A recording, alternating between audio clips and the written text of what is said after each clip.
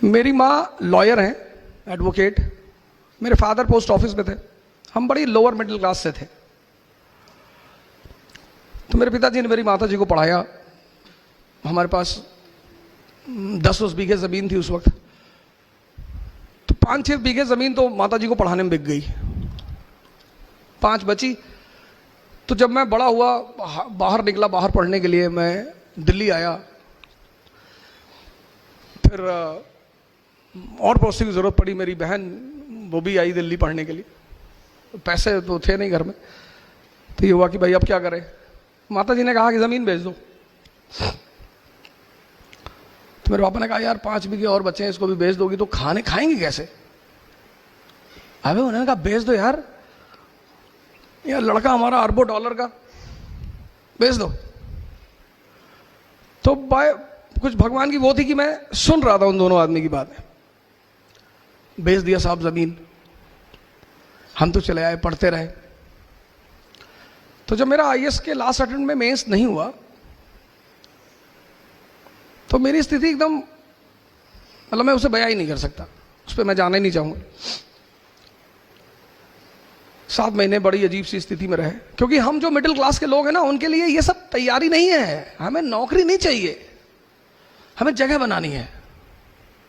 और सर अगर आपको लगता है कि जिंदगी में लड़ाई नहीं करनी पड़ेगी तो आप गलतफहमी में जी रहे हैं सर। लड़ना है सर, जिंदगी का मतलब लड़ना। अब आप डिसाइड करो कि कहां। चपरासी बन गए सरकारी एसबीआई में, कितनी सैलरी? 25,000। आप सोच के देखो, अगर आप में से बहुत सारे लोग होंगे जिनका महीने का खर्चा 15,000 रुपया होगा, आपका अपना। और अगर आपके घर में 3 भाई बहन है तो 45-50 हजार तो आप ही लोग खर्चा करते हो। आप सोच को देखो, अगर आपको 25,000 सैलरी मिली तो आपका घर कैसे चलेगा? वो लड़ाई नहीं है? आपको तो भाई साहब पढ़ाई करने में बड़ा लड़ाई करना पड़ता है। सर जिंदगी का मतलब लड़ाई है सर। लेकिन कैसे? हंस हंस के। आपने किसी को चाटा मारा, हंस रहे कि भाई साहब मजा आ रहा है, एक मार दूं भाई साहब। गुस्से में नहीं मारना है। जिंदगी मतलब लड़ाई, और लड़ाई मतलब हंस हंस के लड़ना, तभी जीतोगे। फिर मैं वापस आया। फिर मेरे एक दोस्त हैं, वो कोचिंग चलाते थे इलाहाबाद में। तो उन्होंने मुझे बुलाया, बोला भाई हमारे एक पुराने टीचर हैं, वो भाग गए हैं, आप जरा आगे पढ़ा दो। तो मेरी एक्सीडेंटल एंट्री हो गई इसमें। तो पढ़ाने लगा। तो पहले दिन मैं गया पढ़ाने, तो करीब 50-50 लड़के थे, तो उसमें आधे से ज्यादा चले गए। मैंने कहा ये क्या हो गया यार। मेरा दोस्त भी बड़ा नाराज हुआ कि क्या पढ़ा दिए यार, सब लड़के भाग गए। फिर मेरे एक सीनियर थे, मैंने कहा यार पढ़ाया तो मैंने बहुत। बोले यही गड़बड़ कर गए, ज्यादा नहीं पढ़ाना, थोड़ा थोड़ा पढ़ाओ।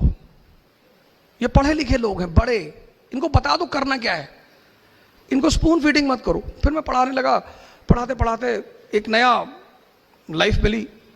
मेरा पहला स्टूडेंट जो आईएएस हुआ वो राजू शुक्ला, अभी झांसी में है। उसके बाद मुझे वो बड़ा अजीब सा लड़का था। मैंने उससे पूछा कि यार अकबर के बारे में कुछ जानते हो? कहा सर अकबर औरंगजेब ये सब भाई भाई थे।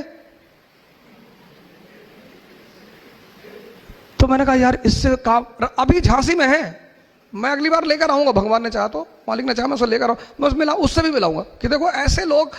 दिशा, पहली चीज मैंने आपको बताया समझना। दूसरी चीज जो मैं आपको बता रहा हूं, जिंदगी में जो सबसे इंपॉर्टेंट चीज है वो है डायरेक्शन।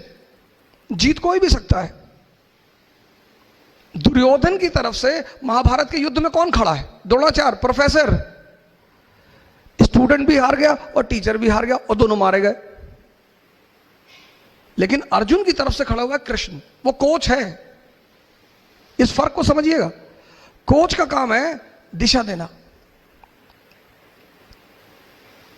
दुनिया के जितने धर्म हैं, इस्लाम, हिंदुइज्म, जिसने, सबने गुरु को बड़ा सम्मान दिया है, बहुत। मैं कश्मीर जाता हूं तो मुस्लिम डोमिनेटेड एरिया है, लेकिन इतना वो सब सम्मान वहां पे करते हैं लोग। कहते हैं सर बड़ी इज्जत दी गई है गुरु को, इसीलिए वो दिशा दिखाता है। दिशा पहली चीज आपको समझ डेवलप करनी। दूसरी चीज, किसी भी फील्ड में जा रहे हैं ना, उसका डायरेक्शन पता करिए।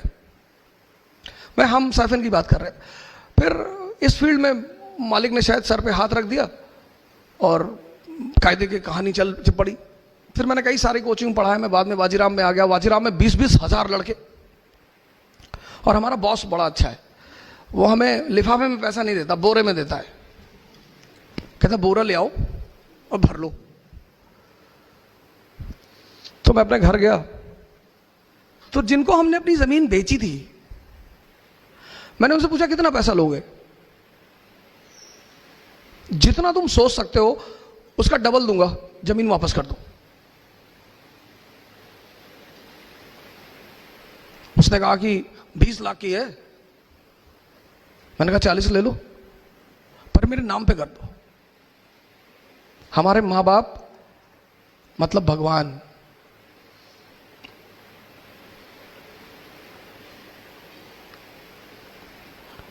भगवान सैफिन आए, अम्मी इनकी नहीं आई किसी कारण से, मैंने बुलवाया जबरदस्ती। क्योंकि जब मैं पहली बार इनकी वीडियो देखा तो मुझे लगा यार मेरी मां है ये। ऐसे उन्होंने भी स्ट्रगल किया, और आज उसने मतलब ऐसे मुकाम पे बिठा दिया कि आपका जो सबसे बड़ा जिम्मेदारी है दुनिया, और कोई जिम्मेदारी है ही नहीं, बाकी अपने आप चलेगी। वह जिम्मेदारी ये है कि आपके मां बाप आप पर फक्र करें। मैं भी बुलाऊंगा मां बाप दोनों लोगों को, ये बात अपनी जिंदगी में रखिए। फक्र किसी भी बात पर, किसी भी बात पर, कि मेरे बेटे ने हिंदुस्तान पे कब्जा कर लिया।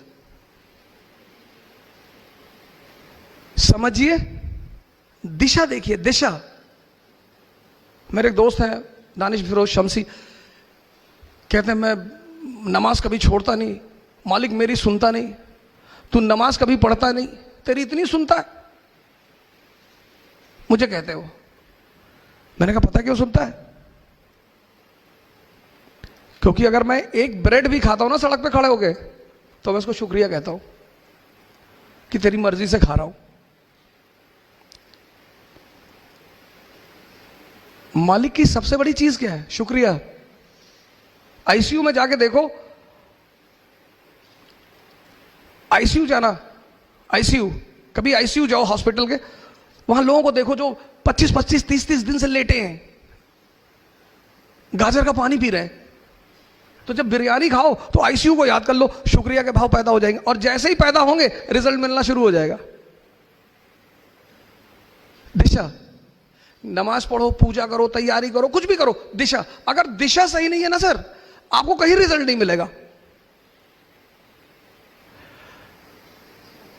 मालिक ने इतनी बड़ी कायनात बना रखी, आपके सजदे का थोड़ी भूखा है वो, पर उसे लगता है कि आपको भी, जैसे आप किसी के लिए कुछ करते हो तो आप एक्सपेक्ट करते हो कि ये मुझे कुछ थैंक यू बोलेगा, गिफ्ट देगा। जैसे आप करते हो ऐसे वो भी शायद करता होगा, और आपको कुछ देना ही नहीं, शुक्रिया। यही इसीलिए वो मालिक है, हमें कुछ देना ही नहीं।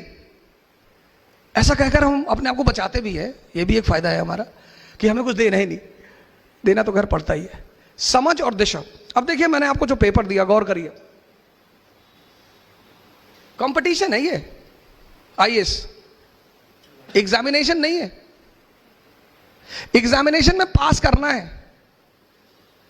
तो मान लीजिए इस क्लास में 100 लड़के हैं और एग्जाम दे रहे ग्रेजुएशन का, तो मैं चाहूंगा कि 100 के 100 पास हो जाएं। गौर करिएगा, आप ग्रेजुएशन फर्स्ट ईयर में हैं, 100 लोग हैं, मैं चाहूंगा आप सब लोग पास हो जाएं। लेकिन जब आप आईएएस की परीक्षा देने आएंगे, वो कंपटीशन है, वॉर, वहां मैं चाहूंगा सिर्फ 5 लोग पास हो। यानी एग्जाम और कंपटीशन दोनों में फर्क है। पहला लड़का क्या सोचता है कि पढ़ना है, नहीं, पढ़ना तो है, लेकिन कंपटीशन के लिए एक चीज और चाहिए, पर्सनालिटी। भीष्म पितामह अर्जुन से ज्यादा बड़े योद्धा हैं, लेकिन उनको यह नहीं पता कि जीतना कैसे है। तो कृष्ण कहता है अर्जुन से कि शिखंडी को खड़ा कर दे, पितामह खत्म। यह है कंपटीशन। पहली चीज, कंपटीशन सिर्फ शिक्षा का खेल नहीं है, सिर्फ एजुकेशन नहीं, पर्सनालिटी, अंडरस्टैंडिंग, मैंने आपसे कहा, समझ। समझ जो है ना, मैंने कहा लेजिस्लेचर का कोई एग्जाम नहीं होता, मेंबर ऑफ पार्लियामेंट बनने के लिए कोई एग्जाम नहीं है। क्यों? क्योंकि आप राजा हैं। राजा के दरबार में कौन? बीरबल।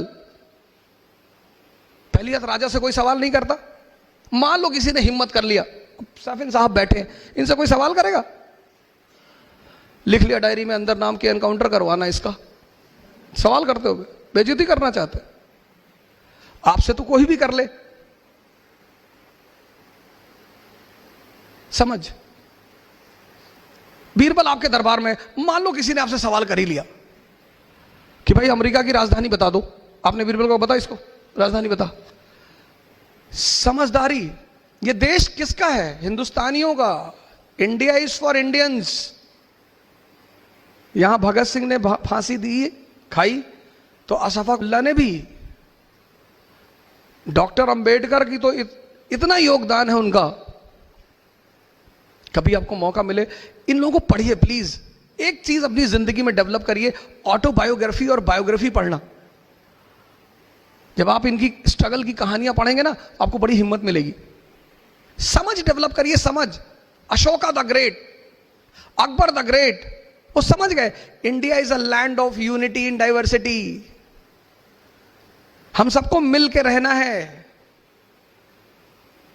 मैं आगे पूजा कर रहा हूं, तू पीछे खड़ा होकर नमाज पढ़ ले, हमको साथ में रहना है। अंग्रेजों ने इसी बात का तो फायदा उठाया। 1765 पहले बंगालियों को मारा, साउथ इंडिया का आदमी बड़ा खुश हुआ कि भाई एक और मार दे। 1799 में उन्होंने साउथ इंडिया के लोगों को मारा, मराठी खुश हो गए कि भाई दो। 1816 में उन्होंने मराठियों को मारा। 1843 में उन्होंने सिंधियों को मारा। 1848 में उन्होंने पंजाबियों को मारा। एक एक करके मारा। समझदार बहुत थे, जान रहे थे एक साथ मारेंगे सब एक हो जाएंगे, एक एक करके मारा। और जब 1848 में पंजाबियों को मारा तो यूपी के लोग बड़े खुश हुए, अवध वाले, कि सर बहुत अच्छा किया सर, एक एक डंडा और मार दो सर। और 1856 में उन्होंने अवध वालों को भी मारा। सब हाथ ऐसे रख के खड़े हुए थे कि भाईजान हमको भी मारा।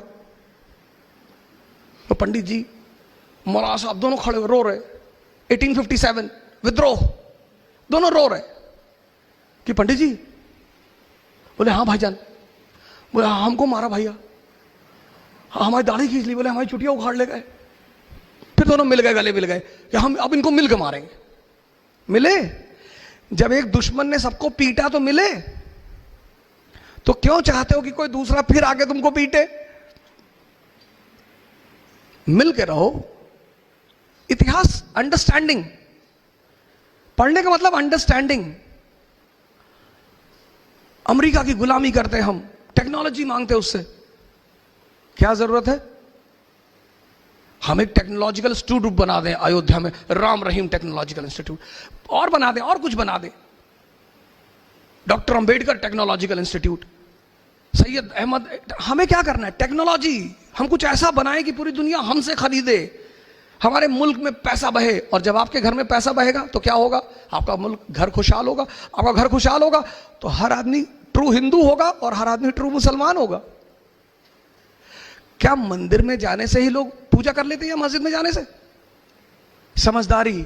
Ashoka the great. जैसे आज हिंदू, मुस्लिम, ईसाई लड़ रहे, ऐसे तब ब्राह्मण, बौद्ध और जैन लड़ रहे थे, पर वो समझदार शासक था, इसीलिए द ग्रेट कहा गया। पढ़ने की वजह से नहीं, समझदारी की वजह से। Akbar the great. हिंदू, मुसलमान, और हिंदू आपस में, मुसलमान आपस में, शिया सुन्नी, तो उसने तौहीद इलाही चलाया।